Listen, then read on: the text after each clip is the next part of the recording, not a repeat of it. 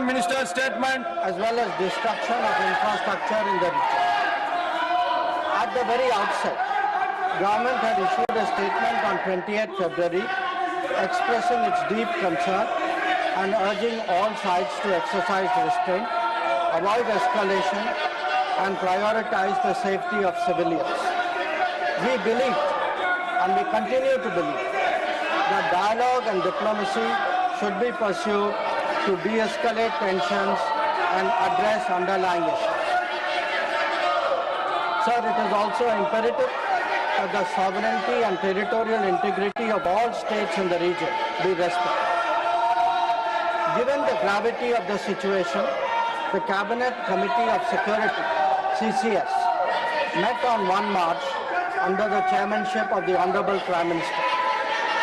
It was briefed on the airstrikes in Iran and the subsequent attacks in several Gulf countries.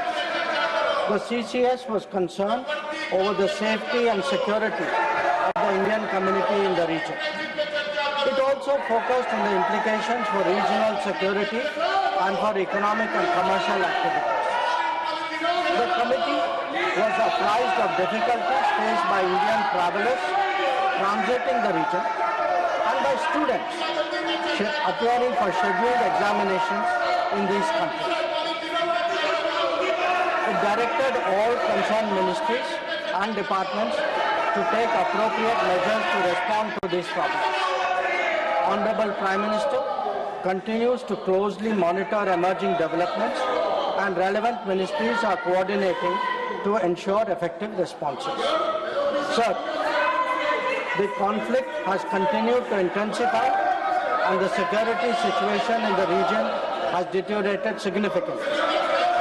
We have noted that, in fact, the conflict has spread to other nations with mounting destruction and deaths. Normal life and economic activities in the entire region are visibly affected and in some cases have come to a halt. We therefore reiterated our call on 3 March for dialogue and diplomacy and spoke up for an early end to the conflict. I am confident, Chairman Sir, that the House joins me in expressing our sorrow at the loss of lives.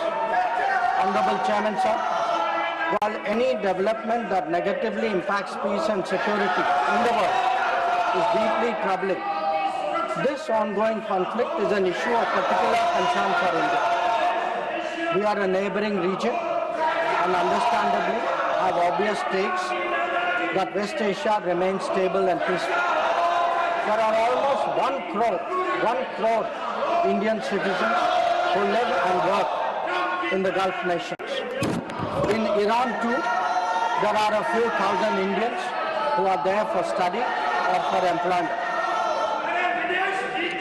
The region is key to our energy security and includes many important suppliers of oil and gas. Chairman Sir, the Gulf is also a major trade partner, accounting for almost $200 billion annually. The House is also aware that in the last decade, there has been significant investments from the region into the Indian economy. Therefore, serious supply chain disruptions and climate of instability that we perceive are serious issues. Furthermore, these include attacks on merchant shipping, where Indian nationals often constitute a large proportion of the crews. We have sadly already lost 2 Indian mariners and 1 remains missing in such incidents. I know that the House joins me in condoling their deaths. Honorable Chairman Sir, Government has been assessing the situation in West Asia continuously since the 12-day war in June 2025.